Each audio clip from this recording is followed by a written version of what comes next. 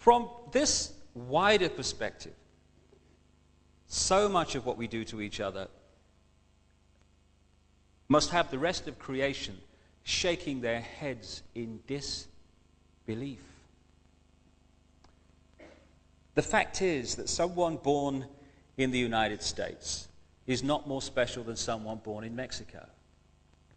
Someone born in London is not more special than someone born in Liverpool. Someone who is white is not more special than someone who is black. They're just vehicles for the consciousness to experience. If you go down to the seashore and you pick up a droplet of water in your hand, how can anyone say that that droplet is any more or less special than all the other billions and trillions of droplets you see in the ocean before you?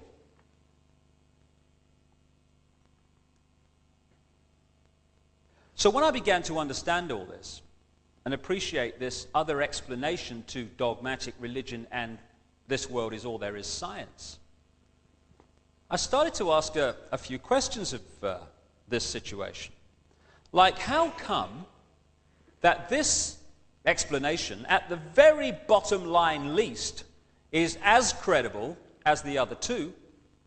How come the other two get guaranteed airtime, often no questions asked, here's your airtime, say what you like, and the alternative to both of them is ridiculed or condemned or suppressed by reflex action? The answer that I came up with was that clearly some people don't want the public to have access to this information. But who and what and why? And I began to ask other questions. Like, I don't know about you, but I've met a lot of people in my life, and I can't, to my knowledge, recall anyone who wanted a war, who had any interest in wars, who felt that wars were anything but horrific and to be avoided. So I thought, how come the world's been awash with wars throughout the century? Who's behind them? Or what? Or why? Then I kind of looked at this economic system that controls the world.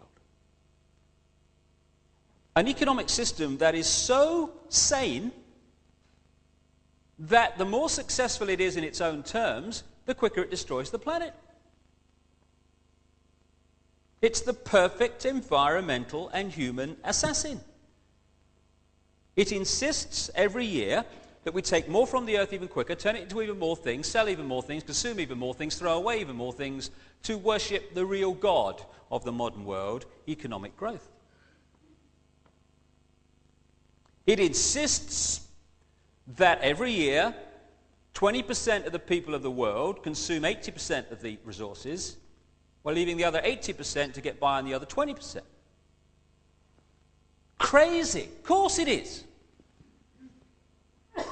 But that's the economic system, take, make and throw away, that controls your life and mine.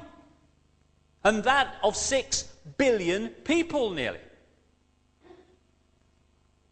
So I thought, what's behind this self-destruction? Or who and why? I started to look at some of the other conventional wisdom that we pass on from generation to generation as the only way of doing things in this world.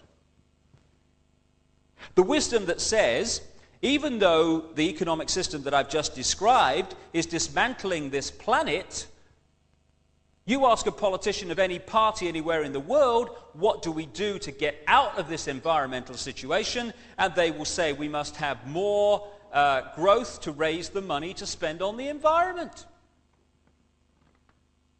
If I said to you the way to put out a fire is to pour more petrol on it, you'd say he's out of his mind. But that's what the politicians are saying when they say about more growth to sort out the environment.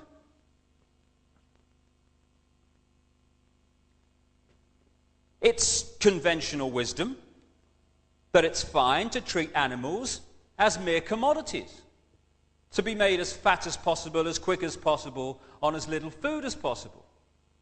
To condemn every year billions of animals to a lifetime of pain, fear, and suffering in the name of economics. You're sane if you judge your success in healthcare not by how many people are healthy, but by how many diseased people you manage to treat. We're treating more patients than ever before. Why? Why are so many people ill?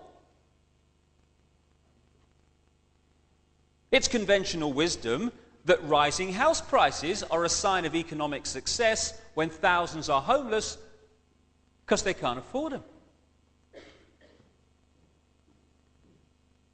You're sane, finally, if you think it's fine to support a system that is so successful that every year it turns out more suicide, alcoholism, drug taking, homelessness, pain, stress, fear, and suffering in all its forms. We'd be in real trouble if this system wasn't working, wouldn't we? That is sanity, apparently. But it's the ultimate insanity. So who's behind it? Or what and why? I began to realize, too, that against the background of this utter self-destruction, on this same planet is stunning wisdom. And I began to see also that there is a great difference between cleverness and wisdom. They're not the same thing. This system's very clever, but it isn't very wise, and it's the lack of wisdom that is the problem. And I began to see that what we call wisdom is often not found in this state-of-the-art letters after their name system. It's actually found in the native peoples that this system would see as backward. Piece of Native American wisdom, what have become known as American Indians. When you have cut down the last tree and poisoned the last river, you will know that you cannot eat money. That's wisdom. And there's another piece of very famous American Indian wisdom. In 1854, the American government made an offer for Indian land. And under the system that I've been talking about and the attitudes and the values that are indoctrinated into us, what should have happened is this chief should have said, right, well, I'm on a winner here because it's a seller's market. I never put it on the market, therefore I'm in the driving seat. So what I'll do is duck and weave, and I'll crack on. I don't want to sell, get them to push up the price, and at the moment that I think they're going to pull out, I'll put out my hand and say, you've convinced me. And people will think, cool, what a great businessman he is, that chief. Fantastic. Be something in the city, he will. But there's another value system on this planet also. A value system that said this in terms of this chief. How can you buy or sell the sky? We do not own the freshness of the air or the sparkle on the water. How then can you buy them from us? Every part of the earth is sacred to my people, holy in their memory and experience. We know the white man does not understand our ways. He's a stranger who comes in the night and takes from the land whatever he needs. The earth is not his friend, but his enemy. And when he's conquered it, he moves on. He kidnaps the earth from his children. His appetite will devour the earth and leave behind a desert. If the beasts were gone, we would die from a great loneliness of the spirit. For whatever befalls the earth, befalls the children of the earth.